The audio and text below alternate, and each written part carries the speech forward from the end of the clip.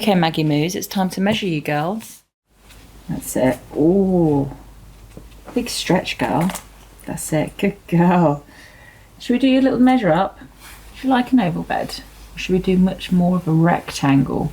Let's take the overall and then we can decide. So I'm going to do a rectangle, but during the design process, I might make it oval, if you think an oval one would be better for you. Yeah? Okay, girl. Let me see. You look quite small there, look. Ooh! Ooh! So that's quite big, 45. Is that 45? 45-ish inches. I know. So that's 45 there. 45 inches. And then the depth of it, I feel like, is less important. It's the length, isn't it? But if we said 30 inside measurement, Maggie's?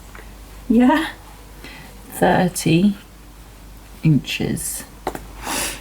Okay, so 45 by 30. Let's check that one again.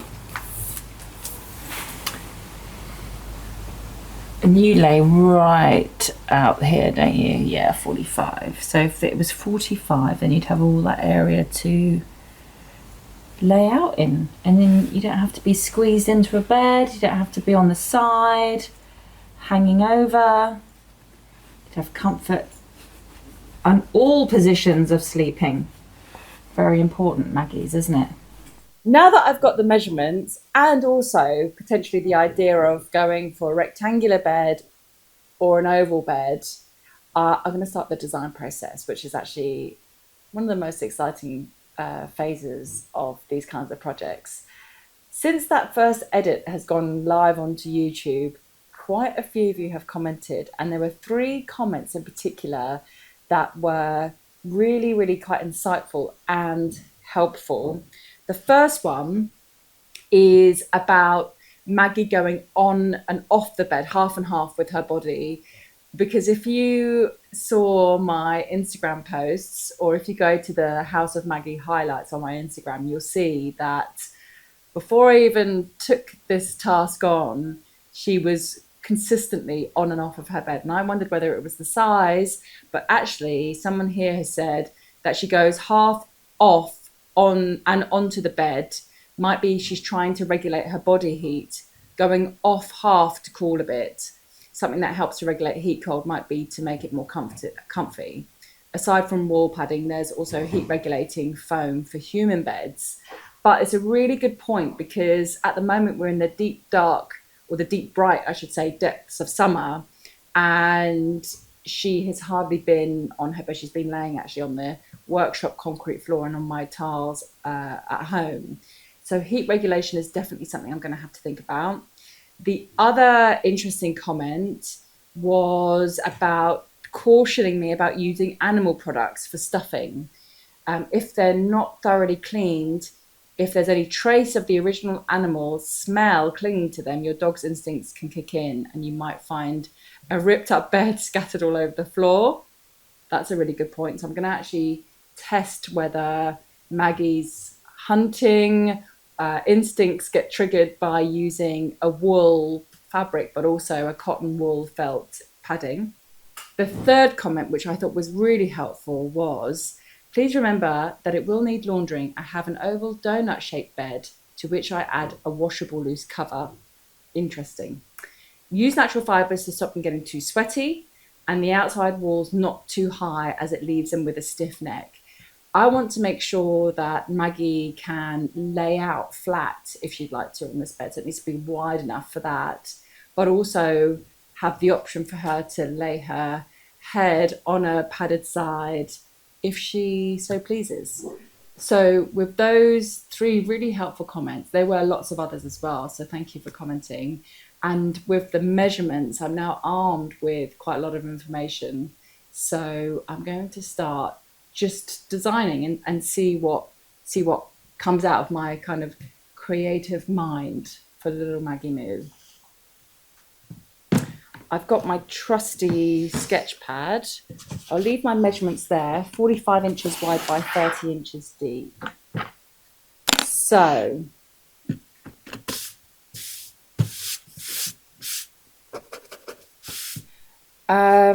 okay, so maybe thinking rectangular first, and I on my social media algorithm, because I've kind of been looking at dog beds, I have seen some dog beds on there, either for sale or just dogs in their beds. Or maybe it's just more dog content because I've been looking up dog content. I did see a really nice wicker dog bed, and I did think maybe wicker could be a really good material to use as well. So if it's rectangular like that,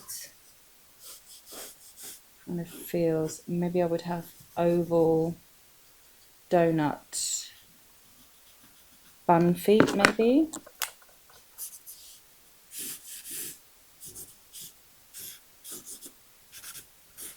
Hard to know. And then what would I do? I would maybe I would just then have a one cushion on there, maybe. Come up a bit more. So this is kind of like a basic, quite a basic bed. Your standard bed, really. Not too exciting.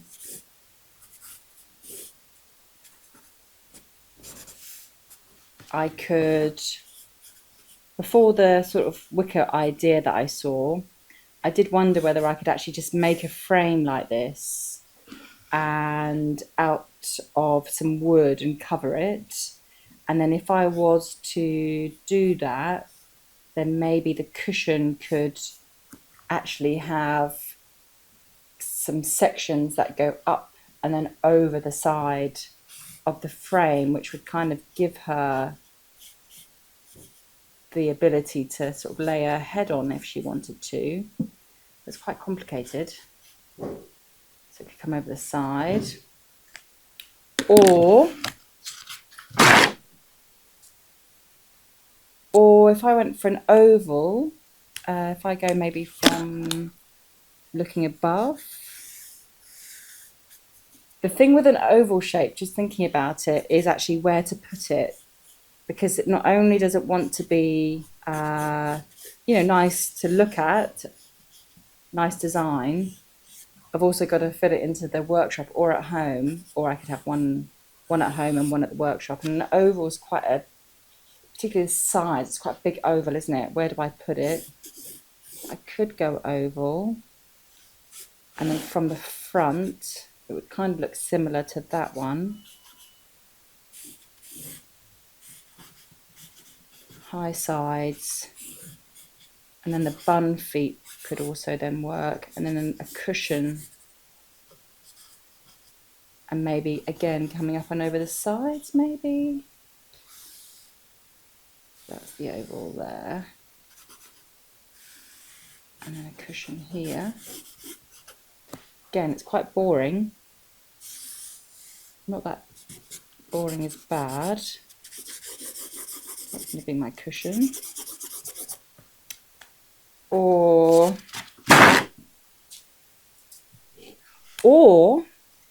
I could go for something, it's the heat regulation. I was just thinking I could go for something that does have a top to it, but our summers are getting hotter and hotter. So if it does have a top to it, maybe then it would need to be removable. So what would that look like?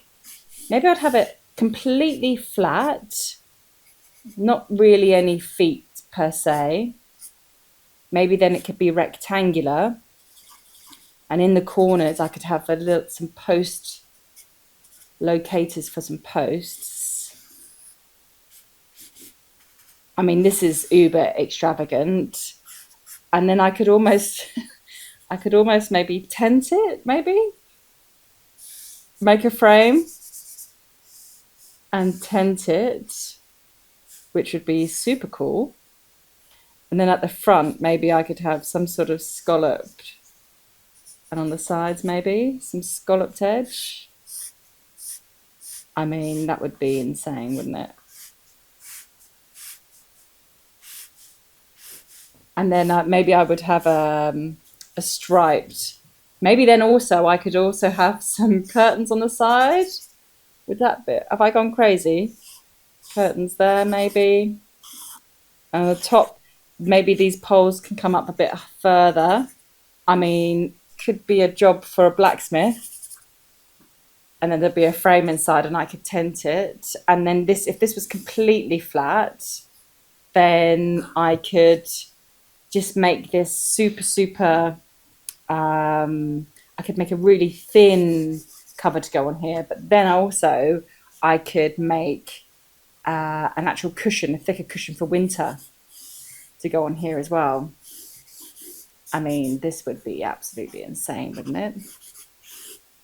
And it could be open at the back. Would I then, maybe I would have a curtain at the back just to close it off.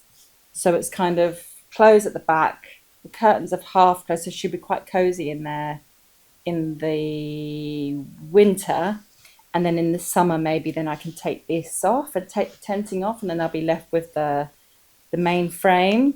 You can see how the progression has got more and more elaborate with each sketch.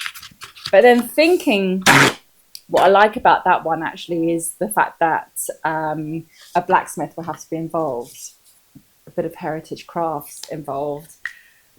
Thinking about a blacksmith, I did see a beautiful bed actually woven with wicker, and the sides were sort of frilly almost, and that was beautiful. And so I wonder whether a wicker bed with sides that maybe are, here it is, maybe this is it. Maybe it's a wicker bed with sides that are angled out slightly, slight curve. The one that I saw had this lovely shape to it at the bottom. And then it actually, around it was actually quite a wide woven pattern around the back and sides. Don't even know if this is possible. And then at the front, this isn't a very good sketch, but at the front it came down and then up. So then I would have that wide weave there. That's right, it was quite open. That's right, I remember now. And also that would allow for airflow. And then this could be really tightly woven.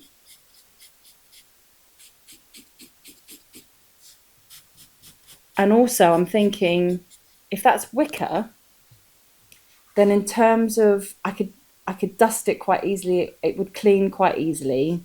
And then on the inside here, I could have a cushion.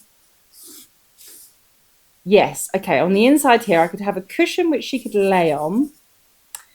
And then maybe I could make like a bolster to go around the sides, which could be removable for the summer. And then this bolster would then also allow her to lay her head on. Or it can go if she gets a bit too hot. And I like the idea of this natural fibre of the wicker as well. I'm going to expand on that idea, actually. Let me see. So, do I have any wicker here? I don't think I've got any wicker samples here. Okay.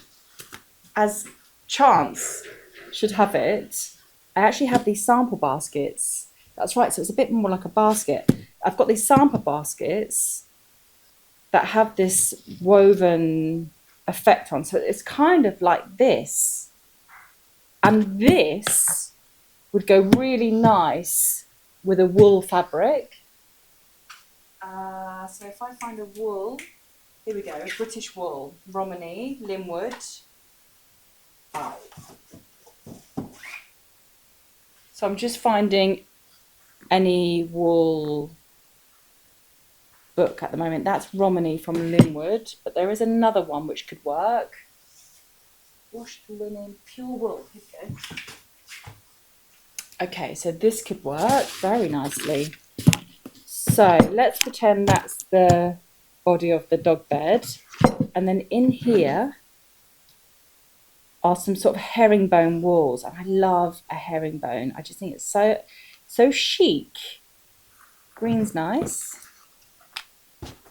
So the green next to the... Whenever clients are here and we're going through fabric samples, I've got these bulldog clips, which I always use so that we don't lose where we are. Okay, let me see. Right, I like the idea of a herringbone. Green's so nice, isn't it? Some of those. What's on this side? Okay, so that's more of a plain.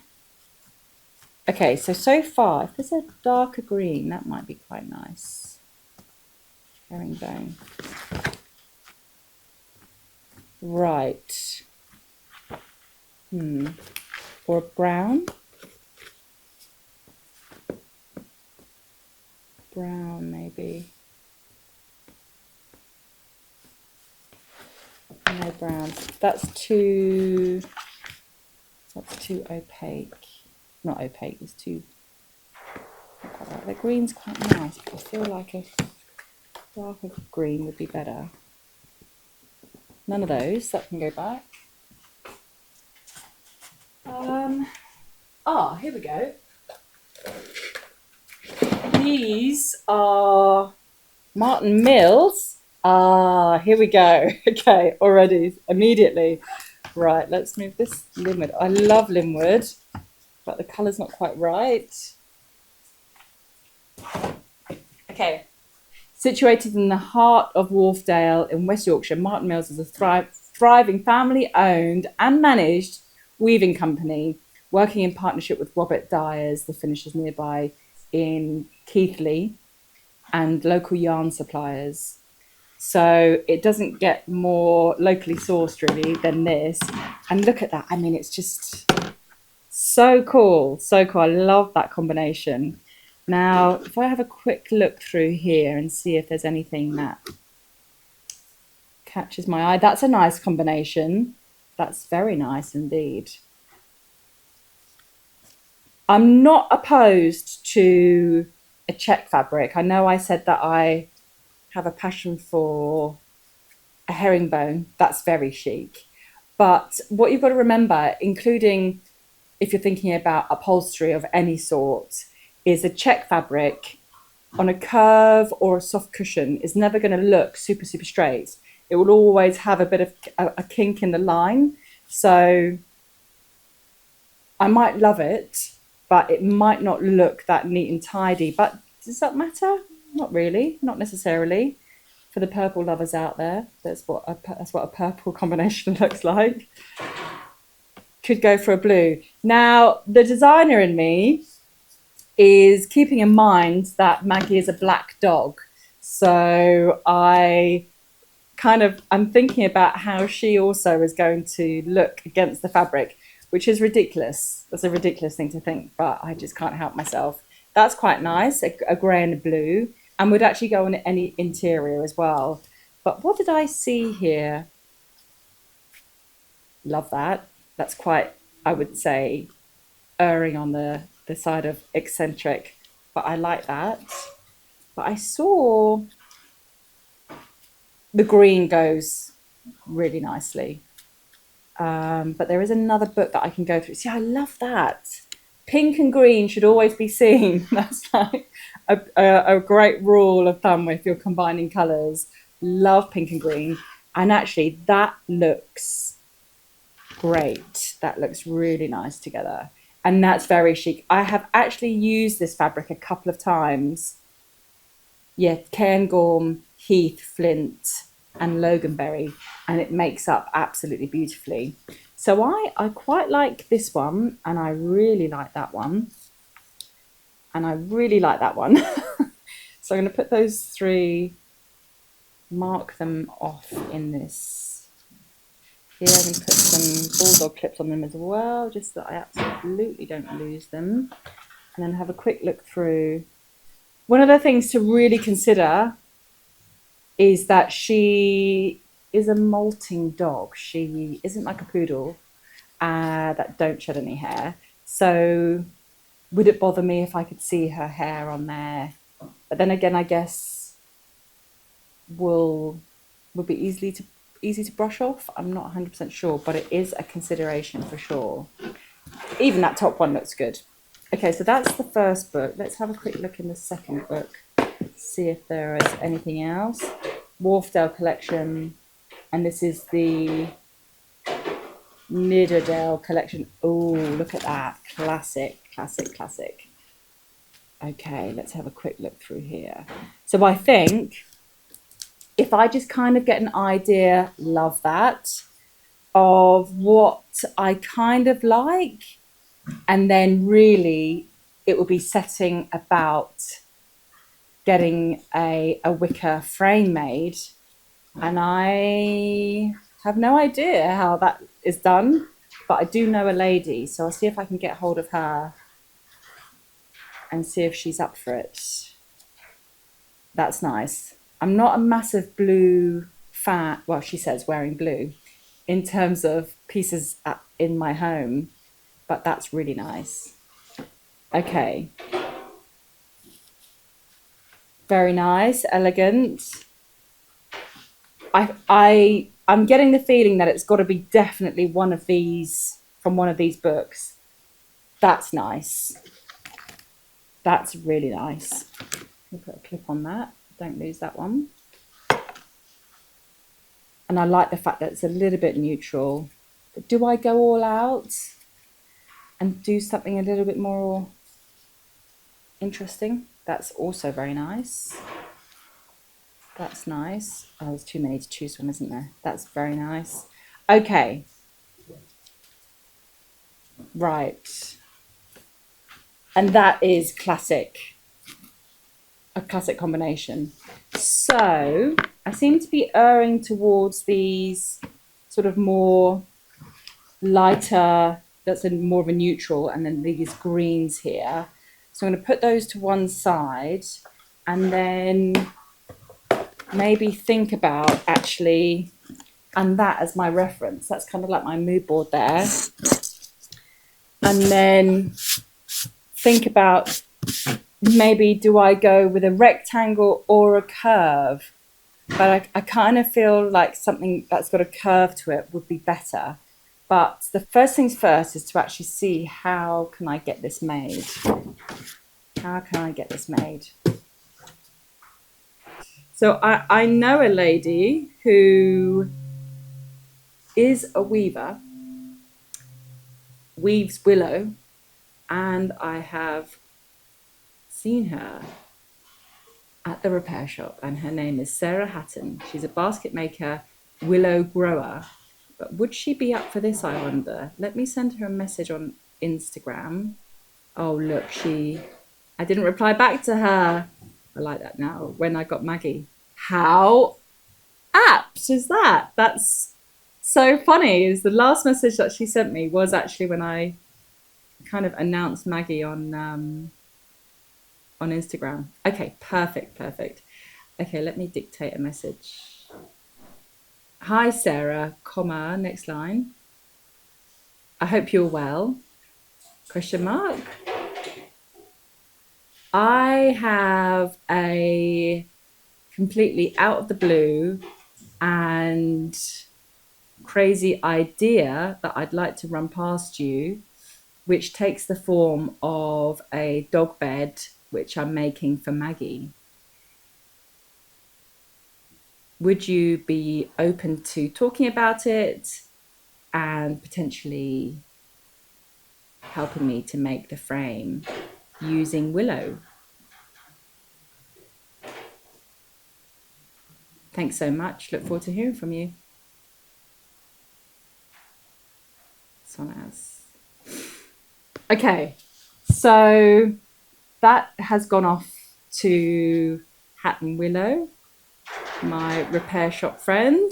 And then if that's a goer, if she's up for it, then maybe we can refine the designs together. I don't know where she's based. I actually, oh no, she's in South Wales, so that's quite a way away. So maybe a trip to South Wales is next. But I'm really amazed. Always love the design process and where it takes you, because for the longest time I've been thinking that actually I'll be making some sort of wooden frame that I would upholster and then make a cushion to go over it, and then to get a little bit more elaborate. Now, this elaborate design still might be possible in a way with this woven design, but then there was just something that I saw, like an image that I caught online of a woven dog bed, and I just thought it was so elegant, so nice and stylish. And I love the fact that it's a natural material, so it keeps those same design principles in mind of using natural fibers, natural materials, and it could be quite beautiful as well. Visually, it's a beautiful thing of itself. So I'll wait to hear back from Sarah. Fingers crossed she's up for it. And then maybe it's a trip to South Wales.